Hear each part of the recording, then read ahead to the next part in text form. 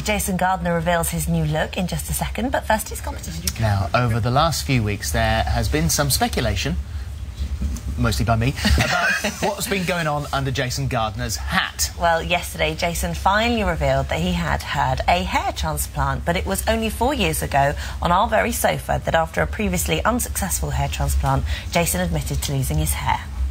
I did a year of very intensive laser treatment before I went for the replacement, but you know what, for the record, it didn't work. I reversed this process last Tuesday. Right, here we go. Ta-da. This is almost being petty. You know, I have to learn to embrace this and surrender to it because it is a fact of life. Well, Jason joins us now, along with Dr. Craig Ziering, who carried out the hair transplant.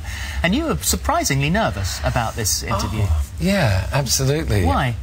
Because I have lived under one of these every single day for 8 months. Yeah. And it's become kind of like a security, and now, I mean, I'm thrilled with everything, but you know, it's nerve-wracking. Can we have a have a look? So just have a look. Look at that. I mean, it is remarkable. It's remarkable. And this treatment, I mean, this isn't like the hair transplant that you had before, because the one you had before was like, it was...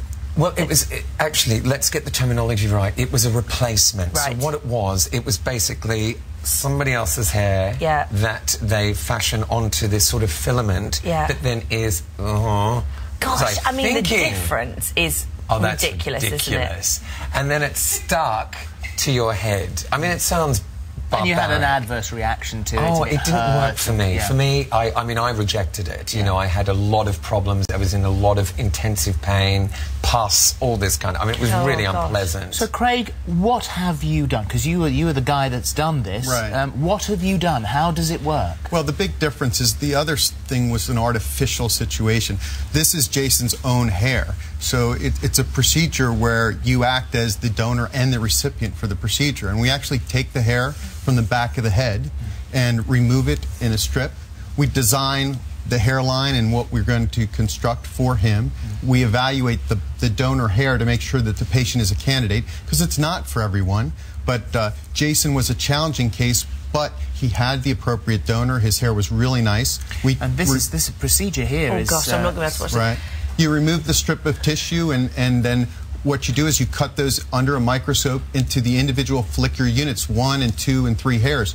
So that's why the transplant looks so natural now. It's not the old plugs of yesteryear. So this grows?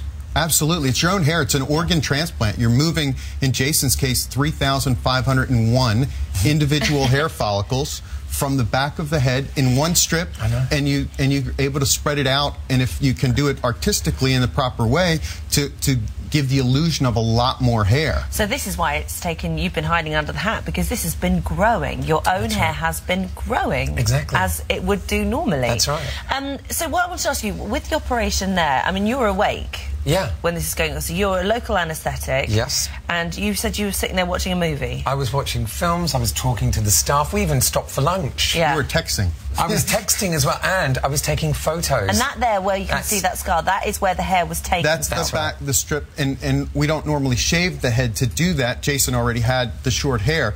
But if someone comes in, for example, with your length hair, you just comb that hair up, you remove the strip, you sew it together just like you'd remove a mole, and you don't see anything. The hair comes back down over it. You also do it age appropriate, which is, I mean, it would, as you get older, you look more and more ridiculous if you've got a great full head of hair, don't you? Because it's just not natural. No, it's not. And that's why, that's what's brilliant with Dr. Ziering, is that he does trichosculpturing, which is, he absolutely gets your hair right for your age. Yeah.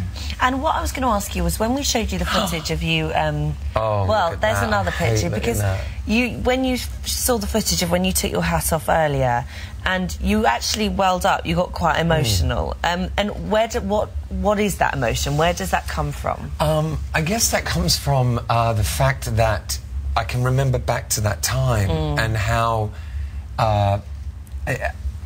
much of a struggle it was, you know, going through that. It was very, very difficult time. Well, there are some people who lose their hair and are not bothered by it, and there are some people who lose their hair and are bothered by it, and it really troubled you. It did, yeah. And I mean, you know, I tried to embrace it. I tried to live with being bald and everything. And the ironic thing was that coming back here and doing all the fashion stuff, doing makeovers, that really highlighted for me that I was never going to be able to change this look. You know, I was forever bald. And I started getting suffocated by that. And I know that sounds crazy. And sometimes I do think, my God, I can't believe that I allowed it to affect me so much.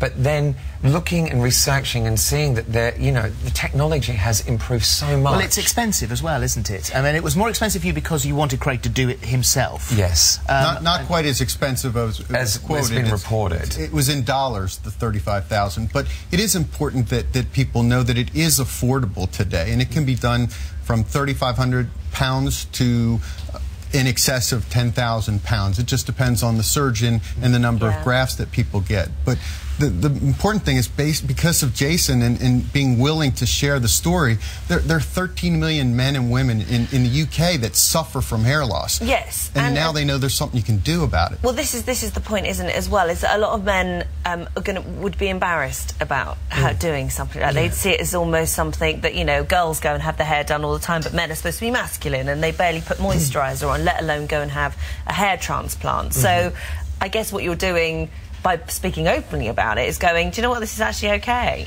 Well, the thing is, I mean, I took the view that when I went for this anyway, that I'm going to go from bald to having hair. So I was always prepared to talk about it. You know, I mean, how can I not? Not, yeah.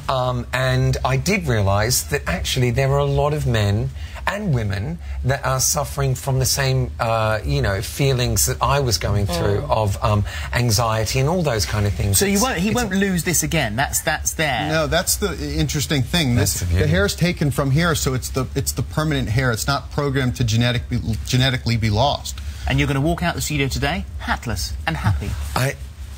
Get rid. Bye. Thank you, Jason. Yay! Craig, thank you. Thank you. It takes a brave man to do that. Yeah, it does. Absolutely. Well, if you want more information or details of helplines, then go to our website, itv.com/thismorning, and we're back discussing sex headlines after the news.